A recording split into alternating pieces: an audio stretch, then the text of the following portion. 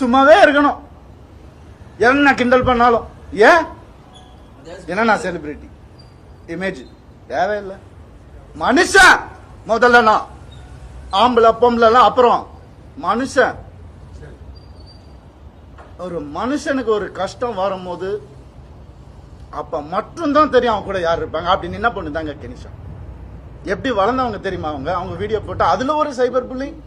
ஒரு பொண்ணு என்ன புரிஞ்சுக்கிச்சு, ஏன் பார்க்காத ஹீரோயினாங்க, என் வேலையே அழகான பொண்ணுங்க கூட தான் நடிக்கிறது, அதான் என் வேலையே. எப்படி அழகு இல்லாம இங்க போயிட்டாங்களா? ஏன் இத்தனை வருஷம் சொல்ல, அவங்களுக்கு ஒரு ரீசன் தேவை.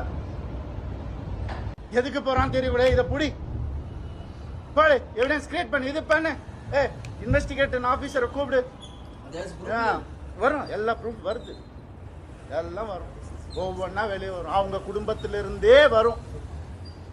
அவங்க குடும்பத்திலிருந்தே நிறைய பேர் என்கிட்ட கான்டாக்ட். உனக்கு எதாவது வேணும் நான் சொன்ன, நான் வந்து வாயை புத்திக்கிட்டு வேண்டாம், தேவையில்லை, நான் ஹேண்டில் பண்ணி ஒரு நாளில் என் டைவர்ஷனை முடிச்சிருப்பேன். பசங்கன்றது ஒரு காலம் வாயை மூட்டு இருந்தேன். என்னெல்லாம் அந்த போய் கேட்டு பாருங்க, அந்த வீட்டில் என்னெல்லாம் நடந்திருக்குன்னு ஊருக்கே தெரியும். அந்த வீட்டில் என்னெல்லாம் நடந்திருக்குன்னு எங்கள் அப்பா அம்மா கையெடுத்து காலில் ஊந்து கேட்டாங்க, என்ன வேணாப்பா அந்த குடும்பம்னு சொன்னாங்க. எனக்கு அச்சதை போடும் போதே இப்படி தான் போட்டாங்க, நாசமா போன் தான் போட்டாங்க. என்னால் சொன்னதை கேட்க மாட்டேன். இன்னைக்கு நடந்துருச்சு. எத்தனை நாள் வேலை செய்ய இல்லையா? ஃபெமினிசம் அவர் தான் சொன்னார் வேலை செய்ய இல்லைன்னு. சரி, ஏன்னா அப்பா அம்மா வந்துட்டு வேலையெல்லாம் எதுக்குப்பா நீ தான் சம்பாதிக்கிற அப்படிலாம் சொன்னாங்க. சரி, வீட்டை விட்டு வெளியே வந்துட்டோம். அப்பயாவது கேட்க வேண்டியது என்ன? ஃபெமினிஸ்ட் இருந்தா என்ன பண்ணணும்? நான் போவேன் வேலைக்குன்னு சொல்லியிருக்கணும்ல. என்ன நினைச்சிட்டு இருக்காங்க எல்லாரும்? இதுல வேற ஒரு சப்போர்ட் அவங்களுக்கு. அந்த இது பேர்ல எடுக்கக்கூடாது, கேஸ் வரும். புரியுது எனக்கு. ஆல்ரெடி 100 கேஸ் இருக்கு என் மேல, ஆல்ரெடி கடன் இருக்கு, எல்லாமே இருக்கு என் மேல. இருந்தாலும் உங்க எல்லாருக்காகவும் நான் சிரிச்சுக்கிட்டே இருக்கேன்.